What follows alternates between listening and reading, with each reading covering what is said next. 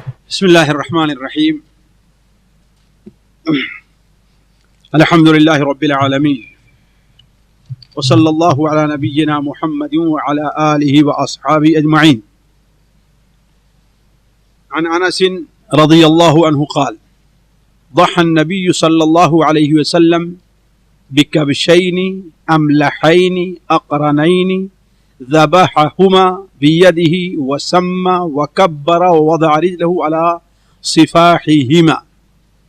یہ ایک حدیث ہے جو صحیح بخاری، صحیح مسلم اور تقریباً سنن اربعہ میں حضرت انس بن مالک رضی اللہ تعالی عنہ سے مروی ہے، جس میں نبی کریم صلی اللہ علیہ وسلم کے ایک معمول کا ذکر ہے قربانی سے متعلق۔ قربانی جیسا کہ ہم لوگ جانتے ہیں، یہ انبیاء علیہ السلام کی سنت رہی ہے، اور جب سے بشریت اس دنیا میں ہے تب سے قربانی کا وجود ہے۔ قربانی اللہ تبارک و تعالیٰ کی عبادت ہے اور اللہ تبارک و تعالیٰ کا تقرب حاصل کرنے کا بہترین ذریعہ ہے۔ اسی لیے جس طریقے سے نماز کسی کے لیے نہیں پڑھی جا سکتی، روزہ اللہ کے علاوہ کسی اور کی رضا کے لیے نہیں رکھا جا سکتا، اسی طریقے سے قربانی بھی کسی اور کے نام پر نہیں دی جا سکتی۔ لہذا اس مسئلے کو جاننا چاہیے کہ جو مزاروں پر یا ایسی جگہوں پر بکرے ہیں، مرغے ہیں، انڈے ہیں، یہ سب چڑھائے جاتے ہیں، یہ سب شرک ہے، بلکہ شرک اکبر ہے۔ شرک ہے بلکہ شرک اکبر ہے۔ کیوں؟ اس لیے کہ یہ قربانی ہے وہ کس کے لیے؟ خاص اللہ تعالیٰ کے لیے۔ ان صلاتی و نسکی، میری نماز اور میری قربانی کس کے لیے ہے؟ اللہ رب العالمین کے لیے ہے۔ تو جب سے بشریت اس دنیا میں وجود میں آئی ہے، جب سے اللہ تعالیٰ کی عبادت اس دنیا پر انسانوں کے ذریعے بجا لائی جا رہی ہے، اس وقت سے قربانی کا وجود بھی رہا ہے، جس کا ذکر حضرت آدم علیہ السلام کے دونوں بیٹوں کے قصے میں ملتا ہے، حابیل اور قابیل کے، کہ آپس میں کسی چیز کے سلسلے میں اختلاف ہوا تو حق کون کس کے ساتھ ہے، ان میں سے کون حق پر ہے، اس کے لیے کیا علامت بیان کی گئی کہ دونوں قربانی پیش کریں۔ جس کی قربانی اللہ تعالیٰ کے نزدیک مقبول ہو جائے وہ حق پر ہے، اور جس کی قربانی اللہ کے نزدیک مقبول نہ ہو وہ حق پر نہیں ہے نا۔ تو دونوں نے اپنی اپنی قربانی پیش کی۔ اذ قربا قربانا فتقبل من احدهما ولم يتقبل من الاخر، جبکہ دونوں نے قربانی پیش کی تو ایک کی قربانی تو قبول کر لی گئی اور دوسرے کی قبول نہیں کی گئی۔ ایک نے قربانی کے طور پر کیا پیش کیا تھا؟ ایک میڈھا پیش کیا تھا، اور دوسرے نے قربانی کے طور پر کچھ گلے پیش کیے تھے۔ قربانی قرب سے بنا، جس کے معنی کیا ہوتا ہے؟ نزدیکی کے، ہے نا۔ گویا اللہ تعالیٰ کیا نزدیکی بننے کے لیے کوئی چیز پیش کی جائے۔ تو قربانی بڑی پرانی سنت رہی ہے۔ خود نبی کریم صلی اللہ علیہ وسلم 10 سال تک مدینہ منورہ میں رہے اور آپ قربانی کرتے رہے، 1 سال بھی، بلکہ اگر کبھی آپ صلی اللہ علیہ وسلم کو سفر میں بھی جانا رہتا تھا تو آپ صلی اللہ علیہ وسلم سفر میں بھی قربانی کیا کرتے تھے، سفر میں چھوڑتے نہیں تھے۔ بلکہ سنن ترمذی وغیرہ کی روایت میں ہے کہ ایک بار آپ صلی اللہ علیہ وسلم سفر پر گئے اور جانور کی بڑی کمی تھی، جانور کی بڑی کمی تھی، تو آپ صلی اللہ علیہ وسلم نے قربانی کیا۔ صحابہ کرام نے اس وقت ایک اونٹ کے اندر 10 آدمی شریک ہوئے، حالانکہ ویسے 7 آدمی ہے نا، گائے میں 7 آدمی، اونٹ میں 7، لیکن چونکہ کمی تھی، پریشانی تھی، لہذا ایک اونٹ میں کتنے شریک ہوئے؟ اس سے قربانی کا اندازہ لگتا ہے کہ آپ صلی اللہ علیہ وسلم نے کس قدر اہتمام فرمایا کہ سفر میں بھی، اور اگر اونٹ میں لوگوں کو تنگی ہو رہی تو 7 کے بجائے آپ نے 10 کی اجازت دے دی، لیکن یہ ہے کہ لوگ قربانی کریں۔ نبی کریم صلی اللہ علیہ وسلم کو جب اللہ تعالیٰ کی طرف سے کوثر جیسی نعمت نصیب ہوئی تو اس کے شکریہ کے طور پر آپ صلی اللہ علیہ وسلم کو اللہ تعالیٰ کا حکم تھا فَصَلِّ لِرَبِّكَ وَانْحَرْ، ہے نا۔ آپ اپنے اِنَّا أَعْطَيْنَاكَ الْكَوْثَرَ، ہم نے آپ کو کوثر عطا کیا ہے، لہذا صلی لربک، اپنے رب کے لیے نماز پڑھیے، وانحر، اور قربانی کیجیے، اور قربانی کی ہے. تو قربانی بڑا ہی نیک عمل ہے جس سے اللہ تبارک و تعالیٰ کا تقرب حاصل کیا جا سکتا ہے. اور یہ قربانی جو شریعت کے اندر ہے وہ کس وقت ہے؟ ذی الحجہ کی 10ویں تاریخ اور اس کے بعد 3 دن تک یہ قربانی مشروع ہے. اور نبی کریم صلی اللہ علیہ وسلم مدینہ منورہ میں تھے تو 10 سال تک برابر آپ قربانی کرتے رہے. تو اسی سے متعلق حضرت انس بن مالک رضی اللہ عنہ کا بیان ہے. وہ بیان کرتے ہیں کہ رسول اللہ صلی اللہ علیہ وسلم نے 2 سینگوں والے چتکبرے میڈھوں کی قربانی کی. 2 سینگوں والے چتکبرا سمجھتے ہیں نا، کالا اور سفید ملا ہوا 2 ہے نا، یعنی ایک نہ کالا ہے اور نہ ہی بالکل سفید ہے، کالا اور سفید ملا ہوا ہے، اسی کو چتکبرا کہتے ہیں. چتکبرے میڈھوں کی قربانی کی. آپ نے انہیں اپنے ہاتھ سے ذبح کیا. آپ نے انہیں ہاتھ سے ذبح کیا. ذبح کرتے وقت بسم اللہ واللہ اکبر پڑھا اور اپنا پاؤں ان کی گردن پر رکھا. اس سلسلے میں دوسری حدیث ہم نے نقل کی ہے، جابر بن عبداللہ رضی اللہ تعالیٰ عنہما سے روایت ہے، سنن ابو داؤد اور سنن ترمذی وغیرہ، سنن ابن ماجہ میں، کہ آپ صلی اللہ علیہ وسلم سے متعلق جابر بن عبداللہ بیان فرماتے ہیں کہ نبی کریم صلی اللہ علیہ وسلم نے ایک بار 2 میڈھے ذبح کیے جو سینگوں والے تھے، خسی تھے اور چتکبرے تھے. 2 سینگوں والے تھے، خسی تھے. ہمارے ہاں بعض لوگ خسی کی قربانی سے کیا ہے پرہیز کرنا چاہتے ہیں. بات بالکل غلط ہے. کہتے ہیں کہ یہ عیب ہے. حالانکہ اگر عیب اس کے اندر پیدا کیا گیا ہے تو کس لیے؟ تاکہ وہ تندرست ہو اور صحت مند ہو، اس کا گوشت لذیذ ہو. اس لیے کہ خسی کیے ہوئے بکرے کا گوشت غیر خسی ہوئے کیے بکرے کے مقابلے میں کیا ہے؟ اچھا ہوتا ہے اور لذیذ ہوتا ہے اور وہ تندرست بھی زیادہ ہوتا ہے. تو یہ اس میں ایک عیب ہے. عیب پیدا کیا گیا ہے کیوں؟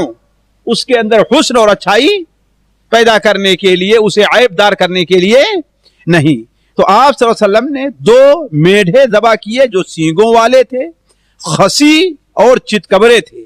جب انہیں آپ نے قبلہ رخ لٹایا تو یہ دعا پڑھی، انی وجہت وجہی للذی فطر السماوات والارض علی ملت ابراہیم حنیفا وما انا من المشرکین ان صلاتی ونسکی ومحیای ومماتی للہ رب العالمین لا شریک لہ وبذلک امرت وانا اول المسلمین اللہم منک ولک عن محمد وامتہ بسم اللہ اللہ اکبر.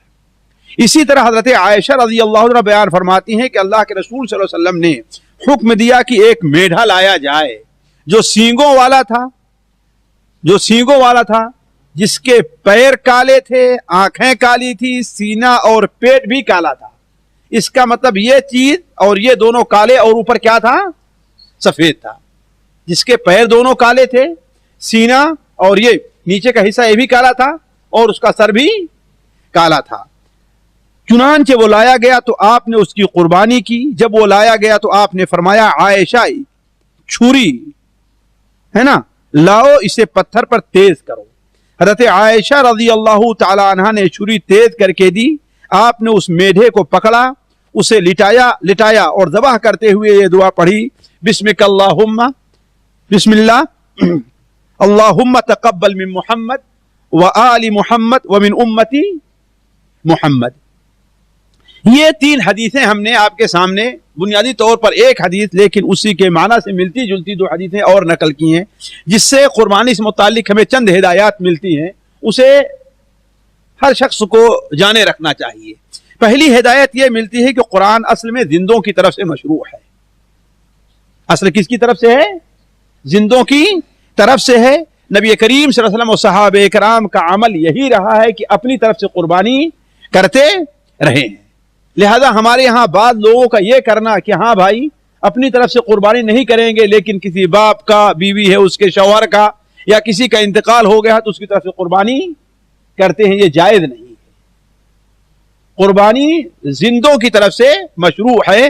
البتہ یہ ہو سکتا ہے جو سنت ہمارے ہاں نہیں پائی جا رہی، یہ ہو سکتا ہے کہ آدمی ایک بکرا اپنے نام سے ذبح کرے اور کہے کہ اے اللہ تبارک و تعالی اسے میری طرف سے اور میرے والدین کی طرف سے قبول فرما.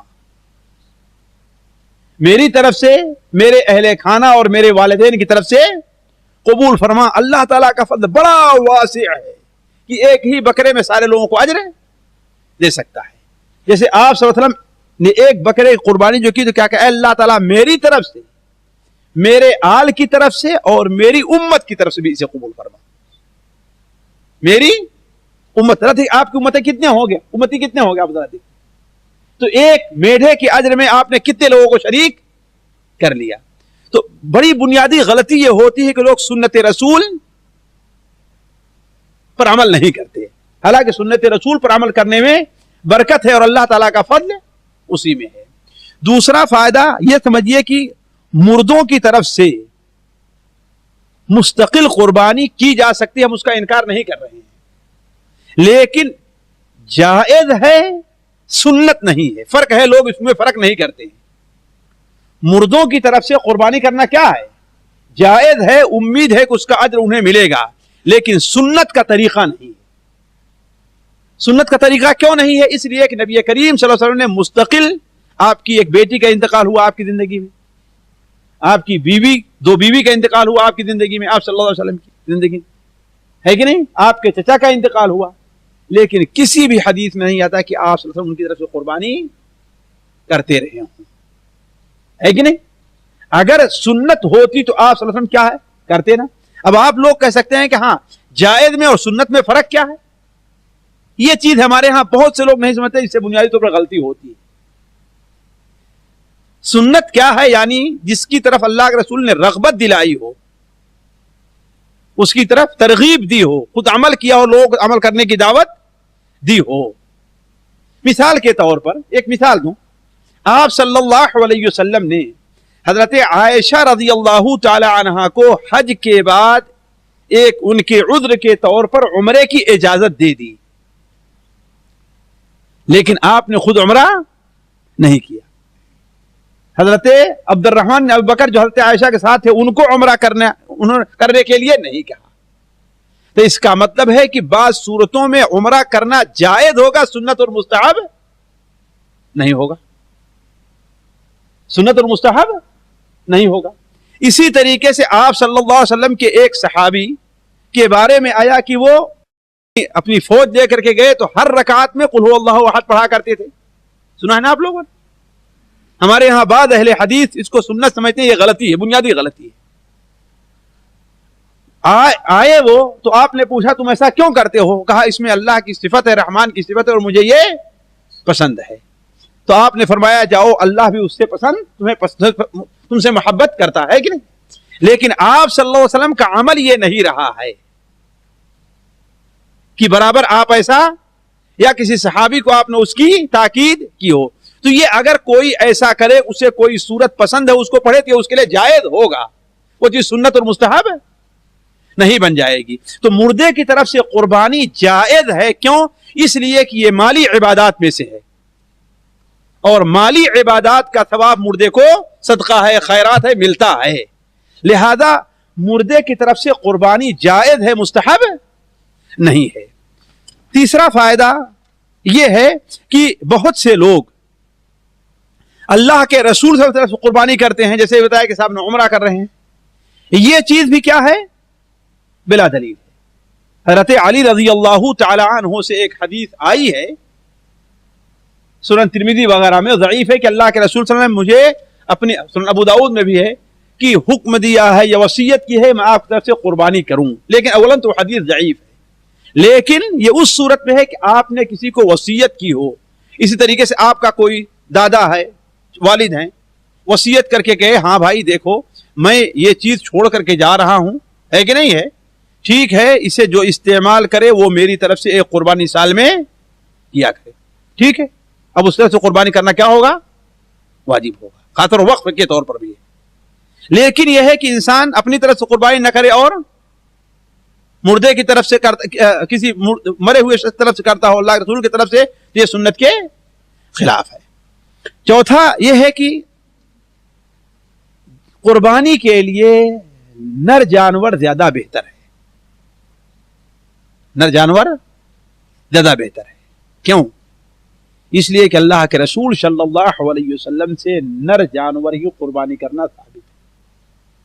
مادا کہ آپ نے قربانی جائز ہے، میں ناجائز نہیں کہتا، تمام علماء کے نزدیک جائز ہے، لیکن بہتر کیا ہے؟ نر جانور. اس لیے بھی کہ نر جانور لوگوں کو، ابھی آپ کو یہ کہا جائے کہ ہاں بھائی یہ بکرے کا گوشت ہے، یہ بکری کا، تو کون سا گوشت خریدیں گے آپ؟ جی یہ بکری والا ہے نا. تو جو اپنے لیے جو چیز پسند ہے وہ اللہ کے لیے بھی پسند کرو. اپنے لیے بکرا پسند کرتے ہو تو اللہ کے لیے بکرا ذبح کرنا پسند کرو، البتہ بکری کرنا. اسی طریقے سے پانچواں فائدہ یہ ہے کہ انسان کو یہ چیز، ساتھیوں دیکھیے ہمارے ہاں بڑی غلطی ہوتی ہے. آپ عام طور پر دیکھ لیں، رحمت صاحب ہے 2 بکرے پالے شروع سال سے لے کر کے، ہے نا، کہ ایک بیچ دیں گے اور ایک کی قربانی کریں گے. تو صحیح بتائیے ہمارے ہاں جو رواج ہے بیچتے کس کو ہیں؟ جو اس میں اچھا رہتا ہے اس کو بیچ دیتے ہیں، اور جو 2 نمبر کہتا ہے اس کی قربانی کرتے ہیں. ایسے ہوتا ہے نا، عام طور پر ایسے ہوتا ہے کہ نہیں؟ جو دیہاتی ہے وہ یہ جانتا ہے، عام طور پر یہی ہے کہ جو اچھا قسم کا ہے اس میں قیمت ہے کہ نہیں. یہ بات بالکل غلط ہے. میں ناجائز نہیں کہتا، حرام نہیں کہتا، لیکن شرعی نقطۂ نظر سے یہ غیر معقول سی بات ہے.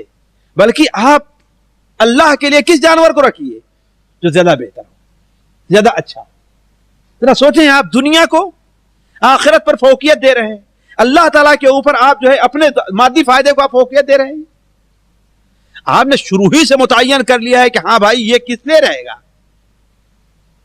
یہ قربانی کریں گے اس کو اور ہم اس کو بیچیں گے. اب چاہے جیسے یہ اچھا بنے کوئی بات نہیں، ٹھیک ہے، لیکن دونوں کو برابر آپ نے پالا ہے اور نیت ہے کہ ایک کو بیچیں گے اور ایک کو، تو جس کی قیمت اچھی ملے گی اسے کیا کریں گے؟ بیچ دیتے. یہ بات غلط ہے. ذرا دیکھیں نبی کریم صلی اللہ علیہ وسلم آپ 2 میڈھے لیتے تھے، سینگ والے، خوبصورت، املحین کے معنی جہاں کبرا کیا ہوتا ہے وہی املحین کے معنی کیا خوبصورت کے بھی ہوتا ہے. ملیح عام طور پر عربی کا لفظ ہے، ملیح معنی کیا ہے؟ یعنی دیکھنے میں جاذب نظر. تو جو انسان جانور ذبح کرے کیا ہونا چاہیے؟ اسے خوبصورت اور جاذب نظر بھی ہونا چاہیے. اور ایک چیز اور ہے، ہمارے یہاں عام طور پر بقرعید کے موقع پر دیہات میں جلدی کوئی ذبح کرنے والا نہیں ملتا ہے. مولوی صاحب مشغول ہیں، ہے کہ نہیں؟ محلے میں کیا ہے، مولوی صاحب مشغول ہیں، ان کے یہاں کر رہے ہیں، ان کے یہاں جس سے دوستی ہے اس کے یہاں پہلے چلے جاتے ہیں، ہے کہ نہیں؟ ایسا کیوں ہوتا ہے؟ اللہ کے بندے، سنت یہ ہے کہ اپنے ہاتھ سے ذبح کرو. کوئی پڑھنا بہت بڑی چیز پڑھنی ہے، بسم اللہ اللہ اکبر آتا ہے کہ نہیں آتا ہے تم کو؟ ابو یعقوب کوئی ہوگا جیسے بسم اللہ اللہ اکبر نہیں آتا ہوگا؟ جی بسم اللہ اللہ اکبر واجب صرف بسم اللہ ہے، بس بسم اللہ اللہ اکبر کہہ کے ذبح کرو. کل کہو گے ہاں بھائی جیسے آج ہوتا ہے استخارہ بھی دوسرے سے کرواتے ہیں، ہاں مولوی صاحب دعا کیجئے گا، سارا کام اب دوسروں پر چھوڑ دیا ہے. بھائی دعا تم خود کرو، استخارہ تم خود کرو، اپنی قربانی خود کرو، تم اپنے ہاتھ سے ذبح کرو. کسی کو خون دیکھ کر کے ڈر کیوں لگتا ہے؟ بزدل آدمی بن گیا آدمی، ہے نا؟ تو یہ ہونا چاہیے. اللہ کے رسول اپنے ہاتھ سے ذبح کیا کرتے تھے. بلکہ بخاری شریف میں ہے کہ ابو موسیٰ اشعری اپنی بیٹیوں سے کہتے آؤ تم ذبح کرو، اپنے آؤ تم لوگ خود ذبح کرو. تو عرض کرنے کا سنت طریقہ یہ ہے کہ انسان کیا کرے؟ اپنے ہاتھ سے ذبح کرے، ہے کہ نہیں؟ بسم اللہ اللہ اکبر کہہ کر کے ذبح کرتے وقت اللہ کا نام لینا ضروری ہے، بالکل اتنا ضروری ہے کہ بعض علماء کہتے ہیں اگر بھول گیا تو وہ ذبیحہ حرام ہو گیا، کھانا جائز ہے ہی نہیں اس کو. اس لیے ہر جانور پر کیا اللہ کا نام لیا جائے، نہیں کہ بسم اللہ کہا اور لوگوں سے باتیں کرنے لگا پھر جانور کو ذبح کیا، یہ نہیں. بسم اللہ اللہ اکبر. اس طریقے سے 2 فائدے ہم نے اس میں یہ بھی رکھا ہے کہ عام طور پر ہمارے یہاں ایک چیز چلی ہوئی ہے اور عام طور پر کثرت سے اب سوالات آنے شروع ہو گئے ہیں. یہ 2-3 دن میں 3-4 سوال آئے ہوئیں گے کہ ہمارے 2 بچوں کا عقیقہ نہیں ہوا ہے ابھی، ہے کہ نہیں؟ فلاں صاحب کا عقیقہ نہیں ہوا ہے، اس کو رکھے رہتے ہیں قربانی کے لیے یا تو شادی کے موقع پر. اس 2 موقع پر یہ بالکل غلط ہے ساتھی. عقیقہ ایک مستقل عبادت ہے، قربانی ایک مستقل عبادت ہے، دونوں کا ایک دوسرے سے ملایا نہ جائے. اور بعض لوگ تصور کرتے ہیں جس کا عقیقہ نہیں اس کی قربانی ہی نہیں ہوتی ہے. جس کا عقیقہ نہیں اس کی قربانی نہیں ہوتی. عقیقہ الگ چیز ہے. عقیقہ والد کی ذمہ داری تھی, انہوں نے نہیں کیا, آپ پر عقیقہ کرنے کی ذمہ داری نہیں. اپنی طرف سے کر لیجیے الگ بات ہے, لیکن آپ پر ذمہ داری نہیں. آپ پر آپ کے زیر تربیت جو بچے ہیں ان کی ذمہ داری ہے نا, جن بچوں کی پیدائش ہو رہی ہے. تو عقیقے کا قربانی سے کوئی تعلق نہیں ہے. قربانی مستقل عبادت ہے. اور یہ کوئی نہ سمجھے کہ ہاں بھائی ایک گائے لے رہے ہیں, ایک قربانی کر لیں گے اور 3 بیٹے ہیں ان کا عقیقہ ہو جائے گا. تو اصل تو یہ ہے ساتھیوں کہ عقیقہ میں شرکت ہے ہی نہیں.